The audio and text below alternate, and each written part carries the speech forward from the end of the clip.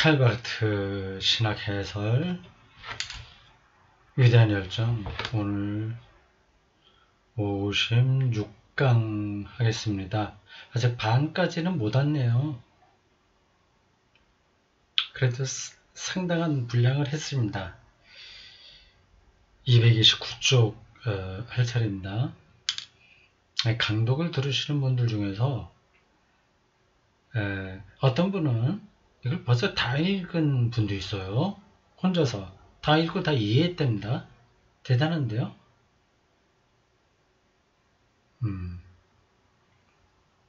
그리고 어떤 분은 꼭 나아가고 차례 좀 미리 읽고 몇 쪽씩 앞서서 읽고 듣고 하는 분도 있고, 이걸 준비 없이 그냥 듣고 그 다음에 한 번 더 읽는 분도 계시고요. 그래서 그냥 따라가시는 분들이 있습니다. 어떤 분은 이것 뭐 예습이나 복습 이런 거 없이 그냥 이제 강독하는 거 그냥 그걸 듣는 거로 끝내는 분들도 있습니다. 각자 자기의 공부 열정 혹은 능력 것에 따라서 하시면 됩니다. 이거를 그렇게 다 시간을 많이 쏟아서 충분하게 공부했다고 해서 파레트를 다 아는 것도 아니에요. 갑자기 신학적인 내공이 깊어지는 것도 아닙니다. 아주 일부를 우리가 보고 있어요. 일부지만 또 그게 대단히 중요합니다. 그게 신비로운 거죠. 공부도 그렇고 예술도 그렇고 삶도 그렇고요. 그 부분이 쌓여서 이제 전체가 되죠. 그래서 전체를 놓고 보면 부분은 별거 아닌데, 그게 하나 없다고 해서 삶 전체가 무너지는 건 아닌데, 그 부분이 없으면 삶 전체도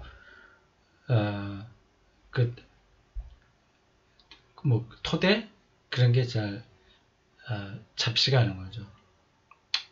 그래서 이게 어떻게 공부하는 것이 최선이냐 하는 건 정답이 없습니다. 자기가 가는 것만큼 진도를 나가면 되겠습니다. 저로서는 제가 아는 것만큼 그리고 내가 이 책을 읽으면서 신학적인 맛을 보니까 그 즐거운 것만큼 설명하고 있습니다. 좀 도움이 됐으면 좋겠습니다. 어떤 분들에게요. 모두에게 다 도움이 되지는 않겠죠. 229쪽 56강 소제목 하나님의 자유와 유일무이한 특성입니다. 하나님의 자유. 우린 이 3장 전체가 삼일체론과 예정론을 중심으로 해서 하나님의 자유라는 주제를 다루고 있다는 걸 알고 있습니다. 하나님의 자유의 유일무이한 특성. 이게 자유가 보통은 내 마음대로 할 수 있다 뭐 이렇게 생각하는데, 그게 전혀 아니라고 하는 건 우리가 지금 몇 번 쭉 읽어서 알 수 있습니다. 하나님의 자유를 우리가 읽어 공부하는 것은 또 그게 우리 인간 자유의 토대인 거예요. 여기까지 연결되어 있습니다.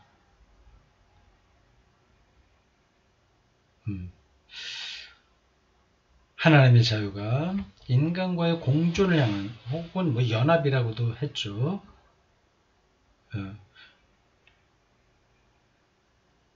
인간과의 공존을 향한, 인간 낮췄다는 겁니다. 인간은 못하는 게 많이 있잖아요. 그게 낮추는 거예요. 거기까지.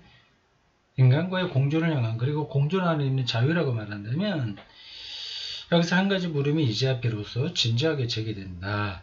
그것은 하나님이 우리와의 관계 혹은 결합 없이도 여전히 동일한 하나님이시며, 동일한 하나님, 동일성, 아이덴티티죠.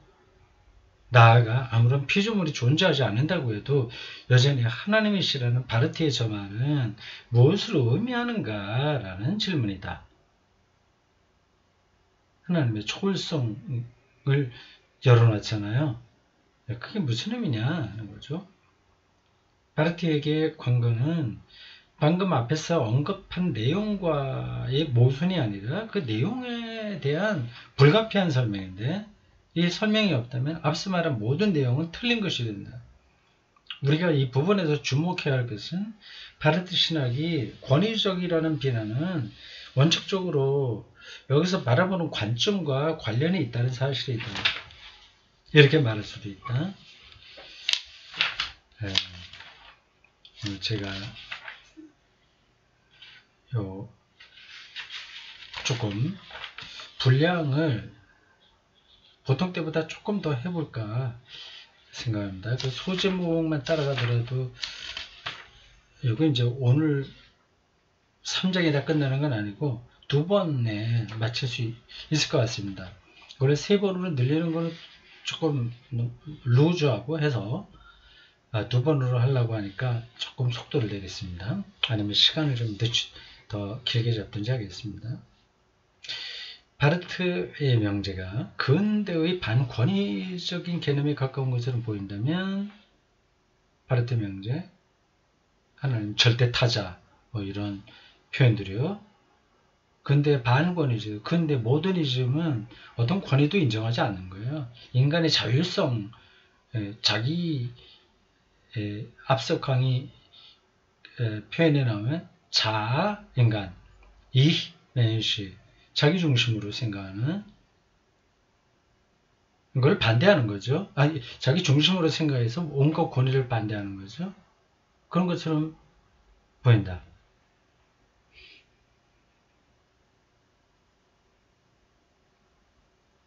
보인다면, 미안합니다. 보인다면,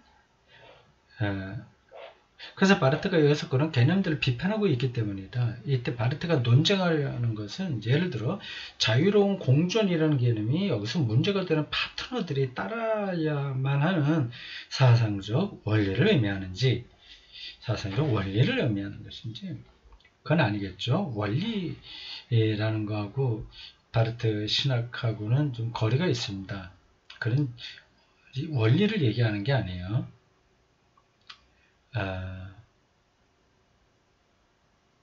하나님의 존재 근거, 하나님의 자유, 그런 걸 말하는데 그걸 원리로 그게 다 나오지 않는 거죠. 아니면 하나님이 홀로 자기 자신으로부터 인간과의 자유로운 연합을 이루시는 행동을 의미하는지의 문제다. 당연히 이거 후자가 바르트에게는 핵심입니다. 다시 말해요. 공존 개념이 우리 모두가 따라야만 하는 보편적 상위 개념인지 아니죠. 바르트 주장처럼 하나님께서 인간에게 향하시는 현실성을 통해 형성된 개념인지의 문제다.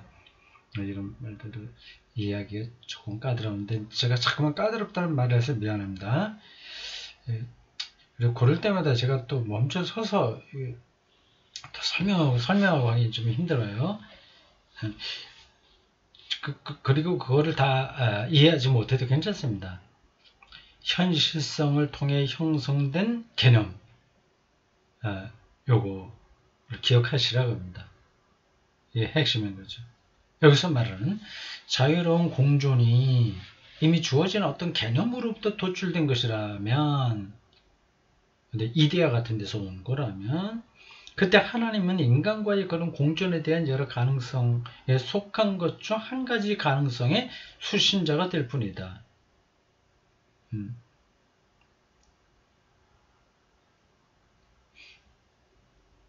그렇다면 그 일은 하나님 없이도 생각될 수 있고 또 실현될 수 있다.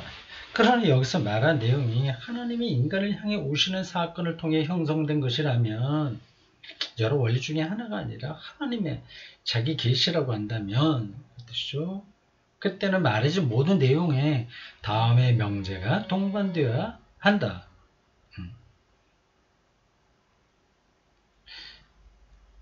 하나님과 인간 사이의 영원한 상관관계는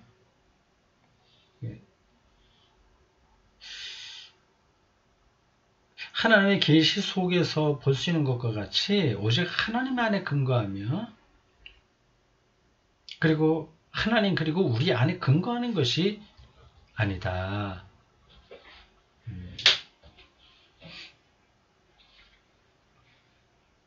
다시 한번 읽어보겠습니다. 지금 뭐 어디 제 핸드폰 문자 무슨 광고죠, 광고 문자 와서 확실하지 몰라서 광고라면 안 봤을 텐데 와서 잠깐 그 소리 듣느라고 소리가 들려서 열어보느라고 이 문장 읽으면서 집중력을 유지하지 못했습니다. 다음에 명제가 동반되어야 된다 하고 바르티의 말을 그대로 인용했습니다. 하나님과 인간 사이의 영원한 상관관계는 하나님의 계시 속에서 볼 수 있는 것 같이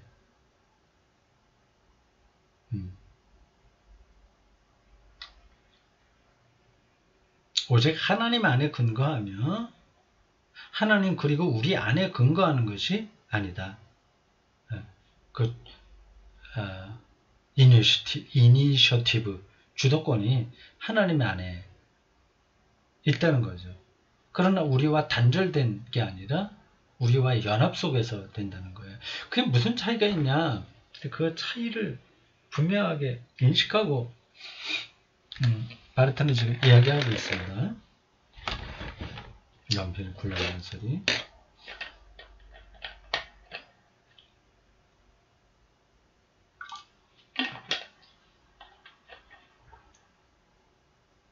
이것도 기억해야 될 문장입니다. 네. 이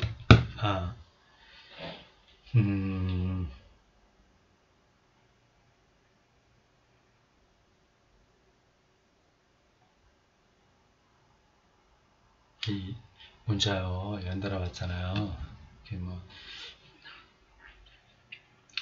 테니스 원래회 한다고 지난번에 알려줬는데 비가 이렇게 오니까 어떻게 될지 모른다. 그러니 잘 살펴봐라. 뭐 그런 얘기 같습니다.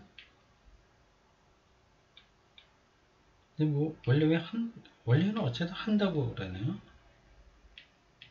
뭐 공문이 왔다고 해서 공문을 사진 찍어서 보냈는데 뭐 저한테 이렇게 사진이 떠갖고 무슨 내용인지 모르겠습니다. 저의 핸드폰에 한계예요. 스마트폰이래야지 이걸 이제 확대해서 볼 수 있는데 뭐 체육시설 사용권 뭐 이런 것에 대한 건데 그거 하나 보내고 뭐 좀 조심하라는 얘기인지 아니면 오늘 닫는다는 얘기는 모르겠습니다. 공문 참고하기 바라며 원래의 대회는 실시합니다. 이렇게 되어 있어요. 나중에 확인을 한번 해봐야 되겠습니다. 원래만 하고 그 다음에 그 테니스장 문을 닫는다는 얘기인지 모르겠습니다. 미안합니다. 이 명제 안에는 다음과 같은 내용이 내포되어 있다. 하나님의 자유에 관해서 말할 때 우리는 유일무이한, 그러니까 우리가 경험해보지 못한 자유라는 겁니다.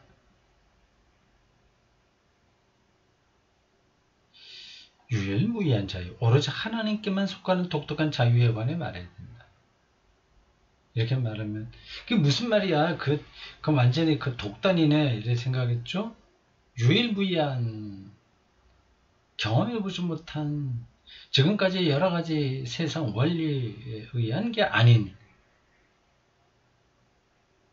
그러한 자유를 생각해야 된다는 거죠. 빅뱅 이거 우리가 경험해보지 못했잖아요. 예를 들자면 그런 겁니다.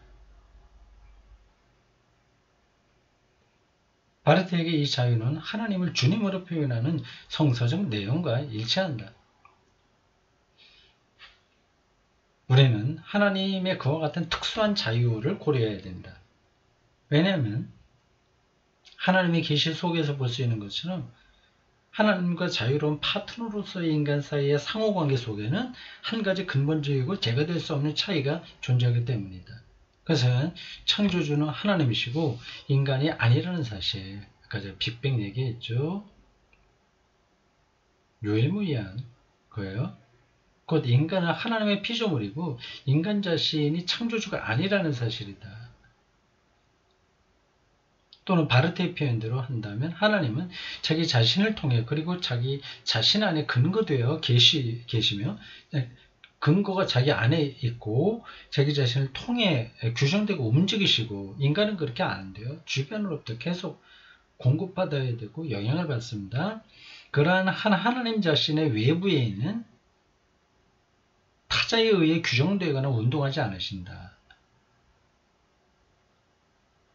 그러니 유일무이한 자유인 거죠. 하나님의 외부에 어떤 타자가 있다면 그것은 그 타자가 자기 자신을 통해서가 아니라 오직 하나님을 통해 근거를 지닌다는 사실에 힘입은 것이다. 그 타자는 인간일 수 있어요. 그거는 하나님에게 근거를 갖고 관계하는 거죠. 하나님과 인간 사이의 이와 같은 차이는 말하자면 인간의 죄라는 사실성에 근거하여 비로소 생긴 것이 아니다. 죄론보다 더 우선된다는 거예요. 피조됐다고 하는 것은 죄 이전의 사건이니까. 근데 죄도 대단히 중요한 개념이죠, 여기서요. 근데 죄보다 더 근원적이라는 거죠. 피조물인 거예요. 이런 것들을 받아들이기 좀 싫어하는 사람들이 많습니다. 그런데 이 바르트가 문제를 삼고 있는 근대주의는 이걸 다 거부하려고 합니다. 무슨 무슨 피조물, 우리가 그 창조주나 마찬가지라고 생각하고 자율성, 나 스스로 생각하고 뭐 할 수 있다는 게 가득한 거죠. 21세기 자연과학의 비약적인 발전에서는 그런 생각이 더합니다. AI, 인공지능. 그래서 현대인들 머릿속에는 피조물이라고 하는 거는 아까 형식적으로 알아요. 이 진화를 통해서 어떻게 왔다고 하는 건 알지만 내 성서가 얘기하는 피조물이라고 하는 거하고는 거리가 멀죠. 아니 그렇다면 그 차이는 인간의 죄가 제거될 때 사라질 것이다. 죄만의 문제가 아니라는 겁니다. 물론 그 차이는 죄의 사실성에 의해 분명 극단적인 면을 지니게 된다. 자기 스스로 자기를 완성하려고 하는 강요와 유혹에 기울어지는 게 죄거든요. 그걸로 확 드러나긴 하는데 그보다 더 우선적인 거다. 왜냐하면 죄의 결과로 상호관계 속에 있는 파트너의 한편은 죄에 빠져 있고 또 죄에 사로잡힌 인간, 다른 한편은 그런 인간을 홀로 죄로부터 해방시킬 수 있고 또 은혜로 해방시키는 하나님이 되기 때문이다. 그리고 그 차이는 또 다른 극단적인 측면도 지닌다. 그것은 하나님이 자신의 근거를 마련해준 피조물 그리고 하나님 자신의 해방시킨 죄인을 그것들 스스로에게 버려두지 않고 오히려 하나님과 함께 하나님의 선한 의지를 수용하라고 요청하신다는 차이다. 그렇게 요청하심으로써 이제 두 파트너는 하나님과 인간, 파트너로 얘기합니다. 양자의 상호관계 속에서 은혜로 계명을 주신 하나님, 그리고 그 하나님이 책임을 향해 부르시는 하나님의 자녀들로 이해될 수 있게 된다. 설교와 같은 표현이긴 한데 신학적으로 이제 깊이가 있는 겁니다. 하나님의 저 유일무이한 자유에 관해 오늘 그 단어 하나만 머릿속에 넣어도 공부가 잘 된 겁니다. 유일무이한 자유. 하나님의 유일무이한 자유. 그 개념이 들어왔으면 좋겠어요. 이 자유에 관해 말하는 것은 바르트에 의하면 분명 이와 같은 제거될 수 없는 차이를 고려할 때만 가능하다. 이와 같은 차이에도 불구하고 지금까지 말한 그런 상호관계가 성립한다면 우리를 뭐 이렇게 로봇처럼 마이로네트가 그 인형처럼이 아니라고 얘기했잖아요. 그런 겁니다.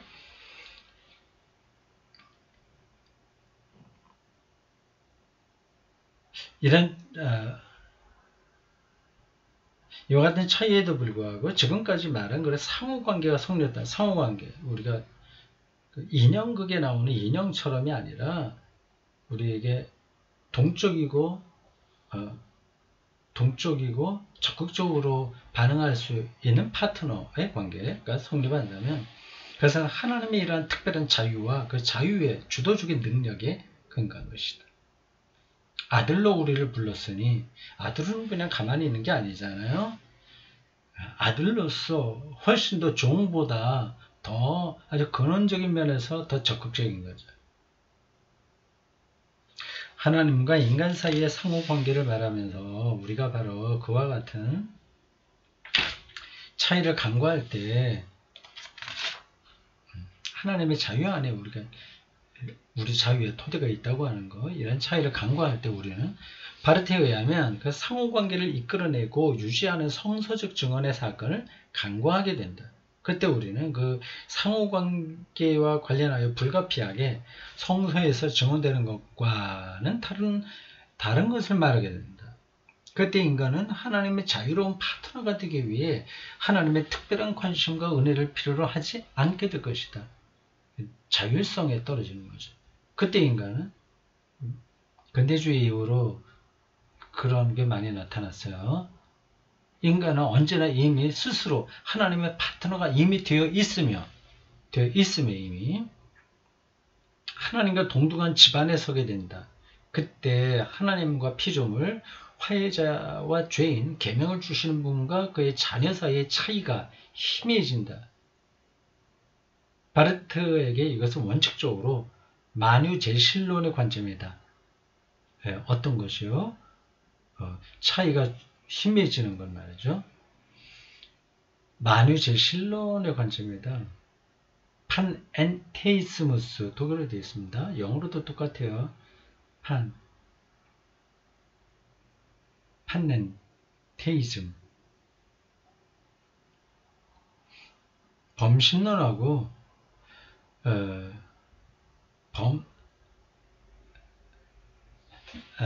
만유제실론 하고는 다른 건데 여기서는 비슷하게 표현된 것 같아요. 저는 이 판엔테이스무스 만유제실론 다른 용어로 뭐 말하는 게 있었는데 이러한 입장을 어느 정도는 제가 지지하거든요. 근데 그게 차이를 희미하게 만드는 거라고 하네요. 그건 뭐 좀 나중에 또 보겠습니다. 만유제실론은 범제실론. 모든 만물의 신이다 이렇게 하는 게 범신론이잖아요. 근데 만물 안에 신성이 있다고 하는 게 범신론이 아니라 만유제실론 이 표현대로면 그거거든요. 근데 그렇게 되면 하나님의 유일무이한 자유가 훼손된다고 바르트는 생각하는 것 같습니다. 좀 까다로워 적어두겠습니다. 만유제실론은 이미 그리스 철학의 이오니아 학파 초기에 뿌리를 두고 있으며 만유는 이미 만유 자체를 관통하여 흐르는 세계정신 벨트 제엘레 만유 정신이신 하나님 안에 있거나 혹은 그 하나님을 통해 침투되어 있다고 주장한다. 바르트는 이러한 세계관이 지닌 본래적인 문제를 다음과 같은 반론을 통해서 지적한다. 하나님은 그 어떤 타자와도 함께 전체를 구성하지는 않으신다. 이건 동의할 수 있어요. 물론 이 명제는 하나님이 타자와 함께 하신다는 사실 자체를 부정하지는 않는다. 부정하지는 않고 그러나 이 명제는 그런 관점의 주장, 즉 하나님이 피조물이 어떤 타자와 함께함으로써 비로소 하나님이 된다는 주장. 그 범죄 신론도 여러 층이 있어요.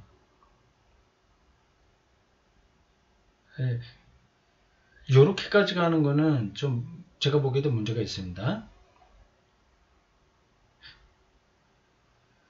함께함으로 하나님이 될 수 있다는 주장, 저도 여기에는 동의하지 않습니다. 하나님이 되기 위해서 인간을 필요로 한다는 주장, 이것도 저도 배격합니다. 그런 문제에서는 바르트하고 입장이 같아요. 그러나 약한 의미에서의 범죄신론, 그것은 인정하는 편입니다. 이런 주장을 따른다면 하나님이 인간과 결합되는 것은 하나님이 인간을 사랑하시기 때문이 아니라 오히려 하나님이 자기 자신을 반드시 실현시켜야 하기 때문이며, 하나님이, 우리는 물론 하나님 자신보다 더 높은 곳에 있는 전체성이라는 어떤 강제적인 법에 복종해야 하기 때문일 것이다. 이것은 곧 인간만이 하나님과 그분의 은혜에 의존하는 것이 아니라 하나님도 인간과 그 인간의 은혜에 그 인간과 함께 의존해야 한다는 것을 뜻한다. 이건 그 인간이 의존한다고 하는 말은 이건 이제 맞지 않은 거죠. 이로써 인간은 자기 자신을 신격화한다. 즉 신이 나에게 의존한다면 자기 신성을 강조하는 거예요. 그러니까 불교 같은 데는 이제 가장 전형적인 이런 범실론까지는 아니고 범죄실론, 아주 강력한 범죄실론이라고 할 수 있습니다. 자기 안에 부처가 있으니까요. 자기 자신을 신격화한다. 바로 앙겔루스 실레지우스의 신비주의가 그렇게 주장한다. 그런 전통이 이미 있었군요. 나는 나 없이는 하나님이 한순간도 살 수 없음을 안다. 내가 없어진다면 하나님은 필연적으로 그 영을 포기하셔야 된다. 이렇게까지 얘기했네요. 인간이 그렇게 자신을 신격화하는 것만큼 하나님의 탈신격화는 불가피한 결과로서 다가온다. 끝까지 얘기했군요.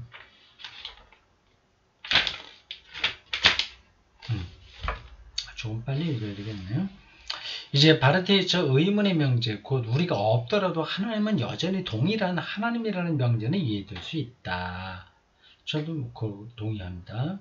물론 이 명제의 핵심은 하나님의 추상적인 독립성을 새삼스럽게 어떤 이데아처럼 주장하려고 하는 게 아니고, 하나님이 우리와 함께 공동체적 연합을 이루도록 하나님 자신을 규정하신다는 사실을 부인하려고 하는 것도 아니다. 우리를 파트너로 삼는 것을 부인하려고 하는 게 아니다. 오히려 이 명제는 하나님과 인간 사이의 상호관계는 처음에만 방법론적으로 그런 것이 아니라 지속적으로 오로지 하나님 안에 근거하고 있다는 맥락에서 이해되어야 된다. 옳죠. 오로지 하나님 안에만 이렇게 느낌표를 달았습니다. 오로지, 이건 라틴어로 되어 있을 것 같은데 이 번역문에는 안 돼 있, 그 원어가 안 나왔네요. 오로지 하나님 안에만. 이 진술이 없다면 우리는 앞서 말한 만유제실론의 신비적 세계관에 빠지고 말 것이다. 그 상관관계의 성립을 위해 하나님은 인간을 필요로 하지 않으신다. 만유제실론적인 차원에서의 인간 상관관계가 아니라는 거죠. 이 말은 하나님이 인간을 원하지 않으신다는 뜻이 아니다. 오히려 하나님이 인간을 원하시며 인간을 파트너로 원하시며 인간에게 신뢰할 만한 파트너가 되고자 하신다. 오히려 그 말이 이런 의미다. 이런 상관관계가 현실적으로 발생하는 것은 바로 하나님이 그렇게 원하시기 때문이며, 이때 하나님은 자신보다 더 높은 곳에 있는 어떤 필연성의 강요 아래 계시지 않는다.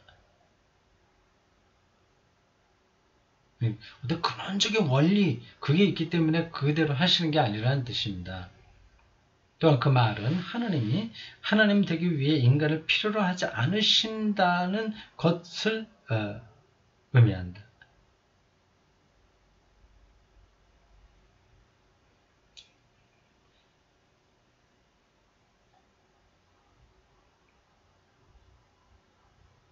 이렇게 됐고요. 하나님이 인간을 창조하는 데에도, 인간과의 관계를 설정하는 데에서도, 인간에게 자비로운 하나님이 되시는 데에도 인간을 필요로 하지 않으신다.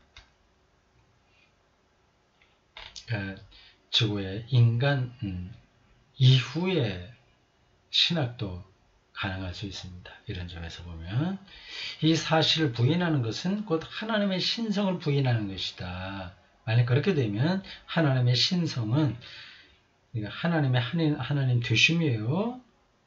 이것은 하나님에 대해서 인간이 취하는 올바른 자세에 의해 구성된다고 이해되기 때문이다. 잘못이라는 거죠. 그렇게 되면 하나님의 은혜도 부인되고 은혜의 능력과 죄에 사로잡혀 있는 우리를 해방시키고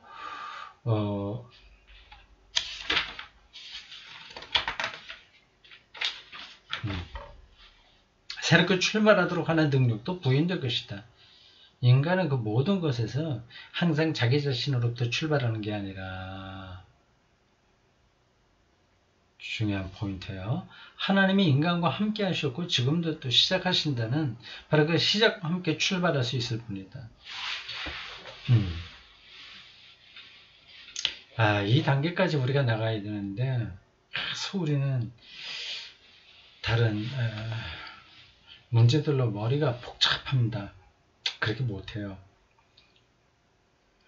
어머니 그냥 보통 다른 비유적으로 아날로기아로 하면 어머니 뱃속에 있을 때 같은 상태로 돌아가야 되는 거죠. 그러니까 아무것도 없는 거잖아요.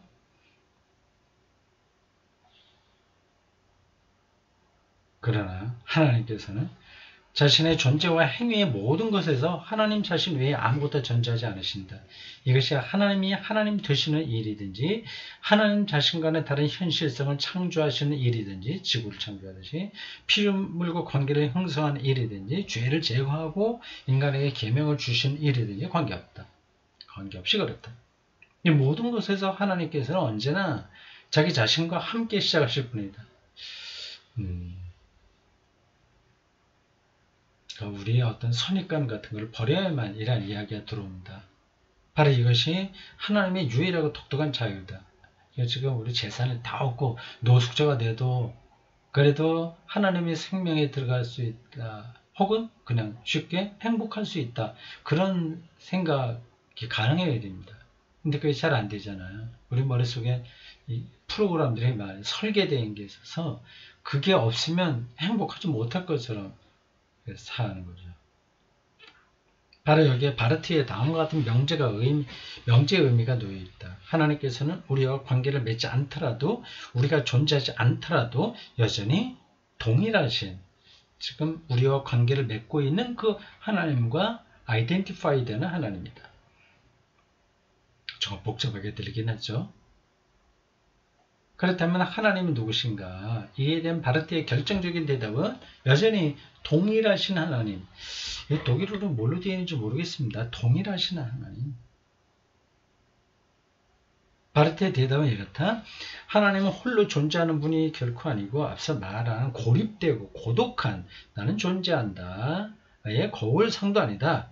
그것은 바르트가 왜곡된 현대성 안에 있는 자유의 뿌리에서 관찰했던 것이다. 또한 하나님은 어떤 절망한 채 혹은 고집 부리면서 자족하는 자가 아니며 무관계의 신도 아니다. 어느 성체에 홀로 들어가 있는 변덕스러운 의지의 신도 아니다. 헬라 신화에 나온 듯이 오히려 그분은 사랑의 하나님이시다. 하나님은 하나님이기 위해 인간을 필요로 하지 않으신다. 하지만 인간은 인간이기 위해 하나님이 필요하다. 왜냐하면 하나님은 자기 자신을 통해 존재하시기 때문이다. 그러나 존재 근거가 자기 내부에 있는 분이에요. 하나님은 이와 같은 점에서 단지 인간과 구분되시는 것이 아니라 그분은 인간을 사랑하신다. 그것은 꼭 관계를 맺으신다는 말하고도 같습니다. 그러나 하나님은 사랑을 위해서도 인간을 필요로 하지 않으신다. 왜냐하면 하나님은 자기 자신 안에 이미 사랑이시기 때문이다. 그렇기에 하나님은 외부를 향해 또 우리를 향해 사랑하실 때 신뢰할 수 있는 분이시다. 사랑의 근원이 안에 있기 때문에 말은 것 우리가 어떤 상황에 떨어져도 하나님의 사랑을 경험할 수 있다고 하는 겁니다. 생명을 호흡할 수 있다고 하는 뜻이에요. 그러니까 두려워하지 마십시오. 만약 하나님이 인간을 필요로 하신다면 그렇게 해서 더 공동체적인 존재가 되고 더 많이 사랑할 수 있다면 하나님 그 자신은 고립되고 고독함에 사랑이 없는 존재라는 말이 되기 때문입니다. 이게 왜 이래요? 조금 다른 뜻으로 보이는데 다시 읽어보겠습니다. 만약 하나님이 인간을 필요로 하신다면 그렇게 해서 더 공동체적인 존재가 되고 더 많이 사랑할 수 있다면 하나님 자신은 고립되고 고독하며 사랑이 없는 존재라는 말이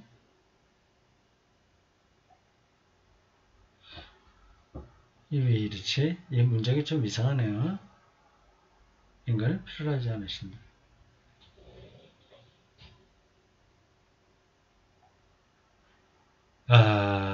저는 그 자신은 고립되고 고독하며 사랑이 없는 존재라는 말은 말이 안 된다. 안 되기 때문이다. 이렇게 예상을 했는데 존재라는 그러니까 앞에 뭐뭐라면 이게 잘못됐다는 뜻이잖아요. 인간을 필요로 하지 않으신다. 이미 사랑이 그 안에 있기 때문에 그 얘기죠. 타자와의 협력하는 체계 안에 있는 어떤 하나님은 단순히 절대자, 보편자, 숫자 1 혹은 개념에 불과하다. 이건 철학적인 신이죠. 이러한 하나님은 그 자신이 스스로 할 수 없는 어떤 것을 행할 수 있도록 우리가 도와주기 전에는 사랑할 수가 없다. 헬라 신화에 나오는 많은 신표상이 그렇습니다. 그러나 하나님은 자유로운 은혜 안에서 자신의 피조물을 실제로 긍휼히 여길 수가 없다. 이러한 하나님은 타자와의 자유로운 공존을 결정하거나 창조할 수 없고 앞서 말한 나는 존재한다라는 고립된 인간을 왜곡된 자의성의 자유 안에 폐쇄된 상태로부터 해방시킬 수가 없다. 어려운 말이긴 한데 참 멋진 표현이에요. 우리를 왜곡된 자유성이라는 자유 안에 폐쇄된 상태로부터 해방시키는 분이라는 뜻입니다. 그리고 우리가 해방된 수 있다는 뜻이기도 하고요. 그러나 하나님께서 자기 자신 안에서 이미 사랑으로 존재하신다면 바르트가 보는 하나님이신데 그분은 모든 것을 행하실 수 있다. 그분은 그것을 행하기 위해 스스로 시작하실 수 있다. 이와 같은 할 수 있음은 하나님이 할 수 있음 바르트에게 하나님의 자유를 의미한다. 이 자유는 이럴 수도 있고 저럴 수도 있는 중립적인 자의성의 자유가 아니다. 이렇게 꼭 필요한 부분을 다 짚고 넘어가네. 하나님이 그분과 구분돼요. 그분 밖에 있는 피조물과 공존하실 수 있고 그것들을 사랑할 수 있는 자유는 하나님이 그것을 필연적으로 행하셔야 하는 것이 아님을 의미한다. 필연성의 문제가 아닌 거예요. 왜냐하면 하나님께서는 오직 자기 자신을 통해서만 그렇게 하는 쪽으로 움직이기 때문이다. 이와 같은 하나님의 순수한 은혜의 인식은 이게 하나님의 자유로부터 오는 은혜인데 그걸 이제 아는 것은 하나님 자신의 존재에 관한 교리에 적용되어야 된다. 하나 삼위일체론을 얘기하는 거겠죠. 만약 하나님이 그것을 필연적으로 행하셔야만 한다면 그때 하나님은 그것을 스스로 행하시는 것이 아니라 그분께 낯선 어떤 법칙에 굴복하는 가운데 행하시는 셈이 된다. 어떤 원리에 자기가 들어가 버리는 거죠. 그러나 하나님이 스스로 행하신다면 그것은 하나님 자신이 자유롭고 넘쳐 흐르는 은혜 안에서 행하시는 것이다. 바로 앞에서도 얘기했지만 이건 그냥 하나님이 어떻다 개념 정리하는 게 아니라 실제로 우리가 그렇게 하나님이 경험할 수 있다고 하는 겁니다. 자유롭고 넘쳐 흐르는 은혜를 우리가 경험할 수 있다고 하는 거죠. 그건 우리의 삶을 완전히 바꾸는 거죠. 우리는 이 자유를 새로운 차원으로 올려놓는 경험입니다. 이렇게 행하실 때 하나님께서는 어떤 변덕스러운 자의성을 따르지 않고 오직 그분이 본질에 상응하는 것을 행하실 수 있다. 이와 같이 하나님께서는 자신의 존재 그 자체인 사랑을 존재 자체인 사랑을 외부를 향해서도 행하실 수 있다. 우리는 그 사랑을 받을 수 있는 거죠.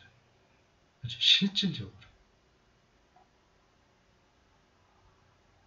그래서 모든 두려움으로부터 자유로워지는 거죠. 사랑 안에는 두려움이 없다. 요한 1서 기자의 고백도 있죠. 여기까지 했습니다. 수고했습니다.